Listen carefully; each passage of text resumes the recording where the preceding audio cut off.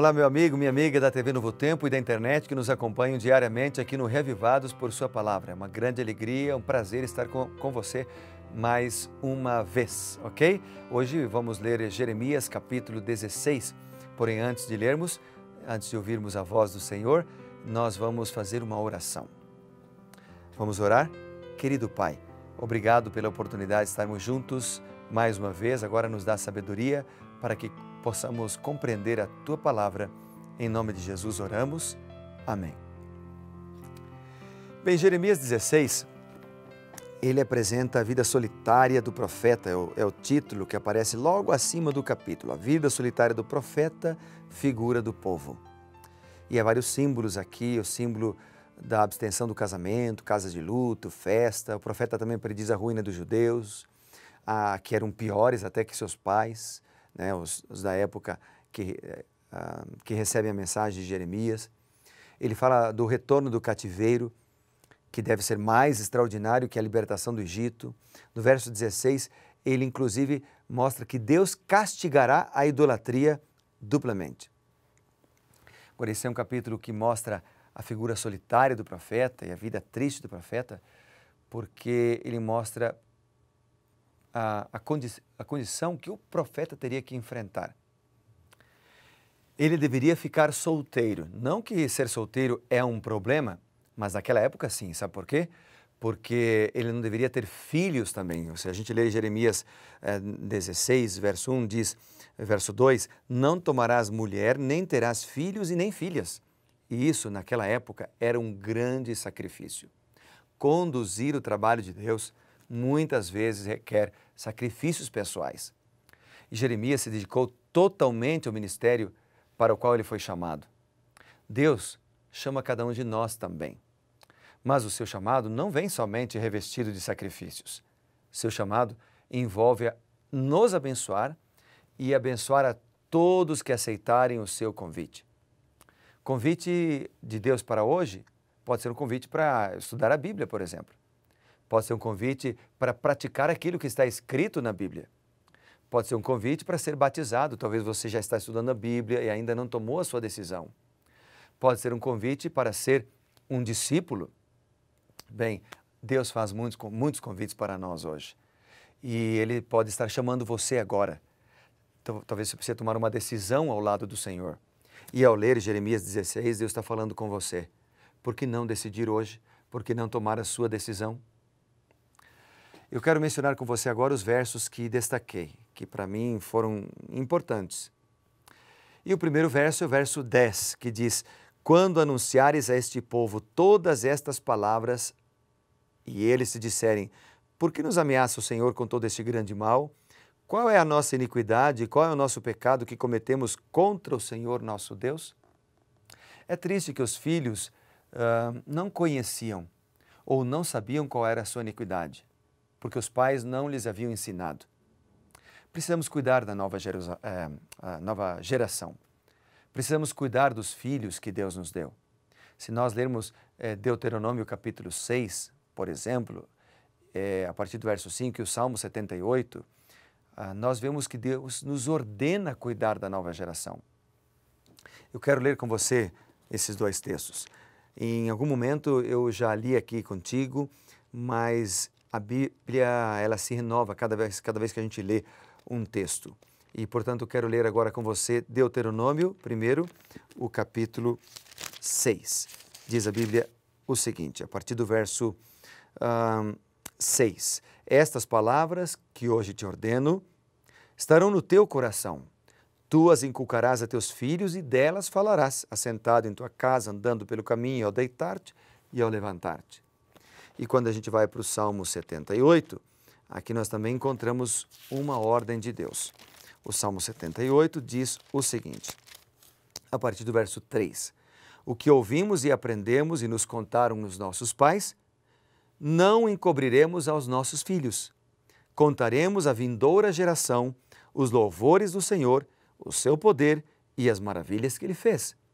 Ele estabeleceu um testemunho em Jacó e instituiu uma lei em Israel e ordenou aos pais que transmitissem aos filhos a fim de que a nova geração os conhecesse e filhos que ainda hão de nascer se levantassem e, por sua vez, se referissem aos seus descendentes.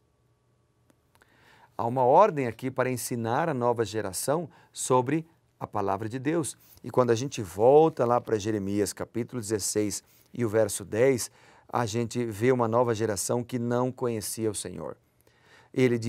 Essa nova geração dizia: por que nos ameaça o Senhor com todo esse grande mal? Qual é a nossa iniquidade? Sabe, e depois o verso 11 diz: então lhes responderá, porque os vossos pais me deixaram, diz o Senhor, e se foram após outros deuses, e os serviram, e os adoraram, a mim me deixaram, e a minha lei não guardaram. O grande mal do povo foi a infidelidade, e esta infidelidade se demonstrou na idolatria e na transgressão da lei de Deus. Mas a desobediência foi uma consequência de terem deixado a Deus. Por isso, Jesus falou que a busca de Deus deve ser a nossa prioridade. Você lembra de Mateus 6,33? Buscai, pois, em primeiro lugar o reino de Deus e a sua justiça, e as demais coisas serão acrescentadas. E ainda Lucas 12:31, esse eu quero ler até para você. Lucas 12:31 é quase que uma repetição de Mateus 6,33, mas Lucas 12, ele apresenta a mesma verdade numa outra linguagem. Ele diz assim, 12:31, buscai antes de tudo o seu reino, e estas coisas vos serão acrescentadas. Antes de tudo, Deus. Antes de tudo, a Bíblia. Antes de tudo, o Senhor. E essa deveria ser a nossa prioridade com os nossos filhos também. O verso 14, ali de Jeremias, ainda menciona o seguinte. É um outro texto que eu destaquei também que me impactou. Porquanto, eis que vem dias, diz o Senhor, em que nunca mais se dirá, tão certo como vive o Senhor, que fez subir os filhos do Egito. A expressão eis que vem dias, ela me fala de um Deus que conhece o futuro. Ela me fala de um Deus que sabe de tudo. Como não confiar nele? O verso 17, que vem logo na sequência, logo depois, diz: porque os meus olhos estão sobre os seus caminhos. Ninguém se esconde diante de mim. Ninguém cobre a iniquidade dos meus olhos. Sabe, esse verso 17 lembra de outro capítulo da Bíblia. Ele me lembra do Salmo 139. O Salmo 139 diz que Deus sabe de tudo. Como esse aqui, Deus sabe de tudo. Não podemos esconder nada dele. Então, o Salmo 139... nós já lemos aqui no Revivados, mas vamos ler só alguns versos. Por exemplo, o versículo 7 diz assim: para onde me ausentarei do teu espírito? Para onde fugirei da tua face? Se eu subo aos céus, lá estás. Se faço a minha cama no mais profundo abismo, lá estás também. Se tomo as asas da alvorada e me detenho nos confins dos mares, lá me haverá de guiar a tua mão, a tua destra me susterá. Se eu digo as trevas com efeito me encobrirão, a luz ao redor de mim se fará noite, até as próprias trevas não te serão escuras, e as trevas e a luz para ti são a mesma coisa. Deus conhece tudo, Ele é onisciente. Deus está em todos os lugares, Ele é onipresente. Então não podemos esconder nada de Deus. O fato de Deus saber de tudo da tua vida te conforta ou te aterroriza?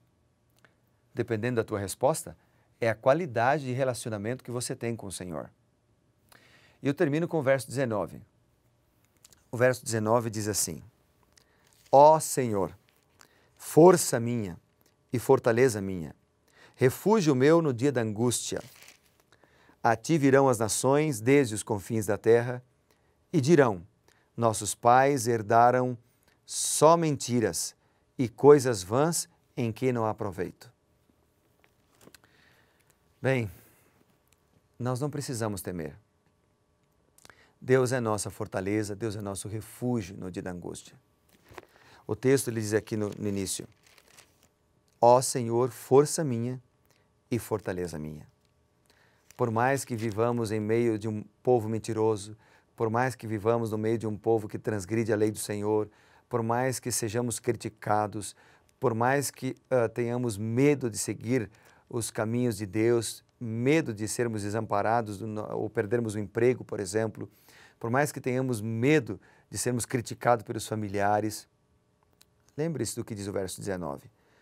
O Senhor é força minha, o Senhor é minha fortaleza, o Senhor é meu refúgio no dia da angústia. E se eu comparo isso com Isaías, o capítulo 57, o verso 15, Isaías 57 e o verso 15, veja o que diz a Bíblia aqui, Isaías 57, verso 15. Diz a palavra: porque assim diz o alto, sublime, o que habita a eternidade, o qual tem o nome santo. Habito no alto e santo lugar, mas habito também com o contrito e abatido de espírito, para vivificar o espírito dos abatidos e vivificar o coração dos contritos. Não precisamos temer. Deus é nosso refúgio, Deus é nossa fortaleza no dia da angústia. Então, a frase que eu teria para deixar contigo nesse dia, depois de ler este capítulo de Jeremias 16, é: confia no Senhor. Jeremias apresenta então a vida solitária do profeta, seu ministério, sua obra, e depois apresenta um desafio para nós de passarmos os valores para a nova geração e de buscarmos a Deus em primeiro lugar, a fim de desenvolvermos confiança no Senhor. Vamos orar por isso? Querido Deus, obrigado pela certeza da Tua proteção. Obrigado pela certeza da Tua companhia. Obrigado porque o Senhor tem sido bom para conosco. Eu te louvo e te agradeço em nome de Jesus. Amém. Que Deus te abençoe, meu querido amigo, minha querida amiga, e lembre-se, seja reavivado por Sua palavra. Grande abraço e até o próximo programa.